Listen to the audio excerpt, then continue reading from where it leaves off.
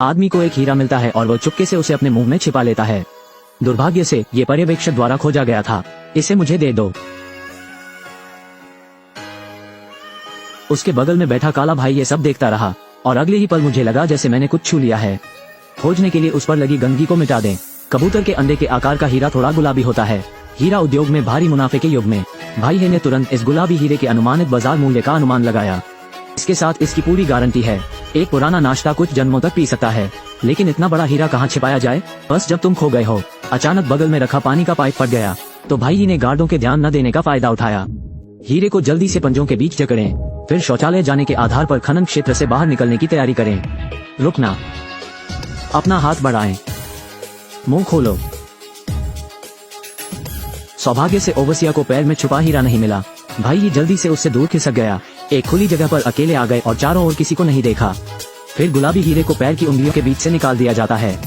इसे अपने हाथ में लें और ध्यान से देखें। यह निश्चित रूप से उसे अपने जीवन के शीर्ष पर ले जाएगा। फिर पैंट से कपड़े का एक टुकड़ा फाड़ा। लपेटे हुए हीरे जमीन में गाड़ने के लिए तैयार हैं, लेकिन इस समय इसे मुझे दे दो। एक ठंडी मौत की बंदूक ने उसके सिर पर निशाना साधा। ये पता चला कि ओवसिया को पता चला कि वह क्या कर रहा था। मुझे लगा कि मैं यहाँ मरने जा रहा हूँ। हाथ में अचानक लगी एक गोली ने घातक अंत को तुरंत उलट दिया। ये पता चला कि राष्ट्रीय सरकार की सेना ने उन पर हमला किया। हथगोला गिरने से ओवसिया बेहोश हो गया। भाई हेई ने हीरों को दफनाने के लिए एक बेतरतीब जगह खोजने के लिए अराजकता का फायदा उठाया। अंतिम क्षण में सैनिकों ने दौड़कर उसे रोक लिया। उन्होंने काले भाई और अन्य सभी दासों को जेल भेज दिया, लेकिन मुझे उम्मीद नहीं थी कि सुपरवाइजर को भी अंदर भेजा जाएगा। और भाई ही को एक नजर में पहचान लिया। आदमी चाकू निकालता है और अपने मुंह पर निशाना साधा और दांतों में छिपा हुआ है। ये चावल के दाने के आकार का हीरा है। आदमी का नाम जियोली है और वो एक भाड़े का व्यक्ति है जो पैसे को अपना जीवन मानता है। पैसे कमाने के लिए वो अक्सर विद्रोहियों के साथ व्यापार करता था। हीरे के लिए हथियार बेचो। जो भुगतान किया जाता है वो युद्ध धन है और जो अर्जित किया जाता है वो मृत धन है। कुछ समय पहले ही उसे हीरों का एक जत्था मिला है। एक रिपोर्टर के रूप में पड़ोसी देशों में अपना रास्ता बनाने की कोशिश कर रहा है। दुर्भाग्य से इसे सीमा सेना ने रोक दिया। उन्होंने जियोली से बहुत ज्यादा पूछताछ नहीं की। इसके बजाय वो आराम से अपने बगल वाली भेड़ की ओर चल पड़ा। अंत में एक बूढ़ी बकरी को बंद कर दिया और भेड़ की गर्दन पर एक निशान मिला। निशान को कुशलता से काटें। जियोली की प्रवृत्ति का हीरा सफलतापूर्वक मिला। आपको कानून तोड़ने के लिए गिरफ्तार किया गया था। मेरी बात सुनो मेरे दोस्त, कृपया मेरी बात सुनो। मैं कर्नल कोट्स का अच्छा दोस्त हूँ। यदि आप उसके काम में दखलंदाजी करेंगे तो वो बहुत परेशान होगा। मैं तुम्हें 2 हीरे लेने देता हूँ। जाओ अपनी पत्नी और बच्चों के लिए कुछ अच्छा खरीदो, ठीक है? हम यहाँ निजी हैं। हम आपको वापस ले जाएंगे। आप जाकर कर्नल कोट्स से पूछिए, देखें कि क्या वो आपको एक भागीदार के रूप में जाने देगा। मुझे उम्मीद नहीं थी कि यह अधिकारी इतना लापरवाह होगा। अंत में जियोली के पास इसे स्वीकार करने के अलावा कोई विकल्प नहीं था और उसे जेल में डाल दिया गया। लेकिन अचानक पता चला कि बड़ी संख्या में अश्वेत लोगों को भी गिरफ्तार किया गया है और एक काला आदमी जो एक अधिकारी की तरह दिखता है एक दूसरे काले व्यक्ति की ओर इशारा करते हुए उससे पूछा कि उसने हीरा कहाँ छुपाया था। हीरे के बारे में क्या? गुलाबी हीरा। मैंने देखा, तुम इसे ले लो। तुम पागल हो, मैं तुम्हें नहीं जानता। लेट जाना। मैंने अपनी आंखों से देखा। कबूतर के अंडे जितना बड़ा, इतना बड़ा हीरा मैंने आज तक नहीं देखा। फिर अफसर की आवाज और तेज हो गई और $1000 देने को तैयार है। अन्य लोगों को हीरे के शरीर की तलाशी लेने के लिए कहें। भाई हेई भी इस समय जल्दी में थे। उसने अपने कपड़े उतार दिए। उनके विद्रोहियों के अपराधों को चिल्लाओ। एक तरफ हीरे के बारे में सच्चाई को ढकना है, अपने भीतर के गुस्से को बाहर निकालते हुए, यानी क्रियाओं की यह श्रृंखला। उसके बगल में जियोली को यह समझने दे कि चीजें कभी भी इतनी आसान नहीं होंगी। जब जियोली को उसके साथियों ने जमानत पर रिहा कर दिया था, वो साथियों की व्यवस्था करता है और कुछ पैसे लेता है। उस काले आदमी को भी उबारो, क्योंकि वह जानता है कि जो उसने अभी सुना है वो सच है या नहीं। पिंक डायमंड की कीमत इससे ज्यादा हो सकती है। सैकड़ों टूटे हीरे हजारों गुना अधिक महंगे हैं। जियोली के लिए, जो पैसे को अपना जीवन मानते हैं, यह उनका जीवन है। यदि यह मौजूद है तो उसे इसे प्राप्त करना चाहिए। भाई है जो जमानत पर रिहा हुआ था, उसके पास सोचने का समय नहीं है। पहली बार मैं अपनी पत्नी और बच्चों का पता लगाने के लिए शरणार्थी शिविर में गया था, लेकिन सभी सूचियों की जांच करने के बाद परिवार का भी कोई पता नहीं चला। कर्मचारियों ने उनसे कहा कि वे कुछ नहीं कर सकते। बस जब वो असमंजस में था कि क्या किया जाए तो जियोली अचानक दरवाजे पर आ गया। और ही ये मूर्ख नहीं है। वो समझता है कि इन गोरे लोगों के पास अच्छी चीज नहीं है। जब तक आपके पास उपयोग करने के लिए कोई मूल्य नहीं है, तब उनकी दृष्टि में जीवन व्यर्थ होगा। बस जब जियोली ने भाई हेई को तंग किया, अप्रत्याशित रूप से विद्रोही अचानक आ गए। उन्होंने नागरिकों पर अंधाधुंध गोलियां चलाई और अनगिनत लोगों को मार डाला। विद्रोहियों को खदेड़ने के लिए सरकारी बल, उन्हें नागरिकों की जान की परवाह नहीं है। सीधे भीड़ पर गोली मारो। भाड़े के सैनिक के रूप में दशकों के अनुभव के साथ जियोली हेज को यहाँ से ले जाएं। गोलियों की बौछार में मुझे एक भी चोट नहीं आई है। दोनों को एक गुप्त ठिकाना मिल जाता है। चुपचाप खिसकने से पहले रात होने तक प्रतीक्षा करें। वे पत्रकार बनने की चाहत में सरकारी फौज में आए थे। अपने पायलट से संपर्क करने के लिए एक सैटेलाइट फोन प्राप्त करें। लेकिन यह एक ब्रेन आग मारा। सरकार और सेना उन्हें कोई मदद नहीं देगी। सौभाग्य से जियोली को यहाँ एक रिपोर्टर मित्र मिला। सबसे पहले वो ब्लड डायमंड घटना के बारे में जियोली का साक्षात्कार लेना चाहता था, लेकिन उस समय जियोली ने इसे खारिज कर दिया था। अब बात करते हैं पूरी घटना की इनसाइड स्टोरी की, और झूठ बोला कि वो भाई ही को उसके परिवार को खोजने में मदद करेगा। तभी हम रिपोर्टर के हेलीकॉप्टर में सवार हो गए। वे एक शरणार्थी शिविर में आए, और जो चीज आंख को पकड़ती है वो अब अंतहीन घास का मैदान नहीं है, लेकिन शरणार्थी जो पूरे घास के मैदान पर कब्जा कर लेते हैं। भाई ही ने अपनी पत्नी को भी यही पाया, लेकिन मैंने पाया कि मेरा सबसे प्यारा बेटा यहाँ नहीं है। वो मृत्यु से दुखी है। यदि बच्चा विद्रोहियों द्वारा कब्जा कर लिया जाता है तो तुम्हारा ब्रेन वॉश हो जाएगा। एक क्रूर हत्या मशीन बनने के लिए एक बाल सेना के रूप में उठाया गया। अंत में युद्ध के मैदान में शहीद हो गए। वो अपने बेटे के साथ इस तरह की घटना को बर्दाश्त नहीं कर सकते। अंत में भाई ही ने फैसला किया, मेरे बेटे के ठिकाने का पता लगाने के लिए युद्ध क्षेत्र में लौटने के लिए। ये जियोली की इच्छा के अनुरूप है, क्योंकि वो वापस उस गुलाबी हीरे को भी खोजने जा रहा है। इसके तुरंत बाद वो अपना वादा पूरा करने के लिए महिला रिपोर्टर को खोजने गया। ब्लड डायमंड की पूरी इनसाइड स्टोरी बताएं। पता चला कि यहाँ से बहने वाले ब्लड डायमंड को पड़ोसी देशों में भेजा जाएगा। फर्जी प्रमाण पत्र जारी करने के लिए उन्होंने सीमा शुल्क को रिश्वत दी, ताकि उसे कानूनी तौर पर छटाई के लिए भेजा जा सके। ऑपरेशन की एक श्रृंखला के बाद खूनी हीरों का ये जत्था है कंपनी में प्रवाहित होगा। वे तहखाने में हीरो को छिपाकर बाजार को घेर लेते हैं।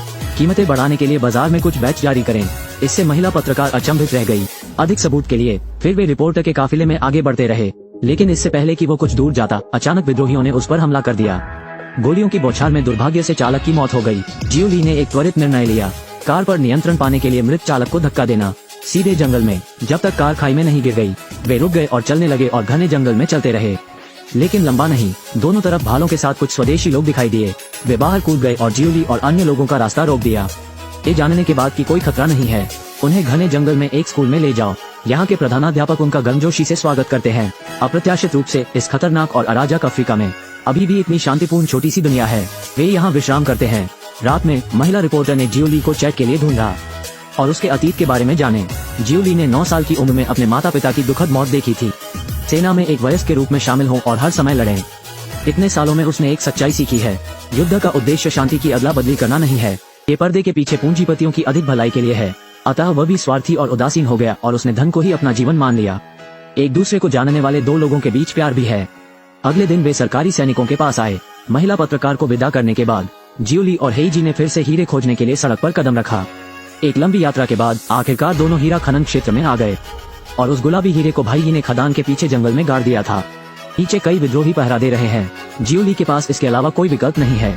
लोकेशन कर्नल को बतानी थी जो हीरो की तलाश में था। चाहते हैं कि वे आएं और विद्रोहियों से निपटने में मदद करें, और वो भाई ही के साथ हीरा चुरा सकता है और चुपचाप भाग सकता है। लेकिन भाई ही उनके दृष्टिकोण से असहमत थे, क्योंकि उन्हें चिंता थी कि उनका बेटा नीचे होगा।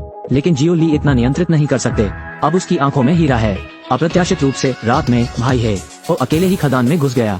मैंने वास्तव में अपने बेटे को यहाँ पाया, लेकिन ब्रेन वॉश किए बेटे ने ऐसा बर्ताव किया जैसे वो उसे जानता ही नहीं, और जोर से भाई ही को गिरफ्तार करने के लिए गार्ड को बुलाया। अगले दिन विद्रोही नेता ने भाई को धमकाने के लिए अपने बेटे का इस्तेमाल किया। मैं चाहता हूँ कि वो गुलाबी हीरा ढूंढे।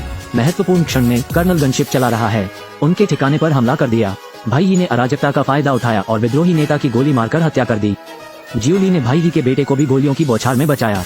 विद्रोहियों से निपटने के बाद जियोली भी समझता है कि अगर वो जीवित रहना चाहता है तो उसे कर्नल को हीरा देने की जरूरत है। अंत में समूह उस स्थान पर आया जहाँ गुलाबी हीरे को दफनाया गया था। भाई ने खोदना शुरू किया, बस जब वो खोदा जाने वाला था। यही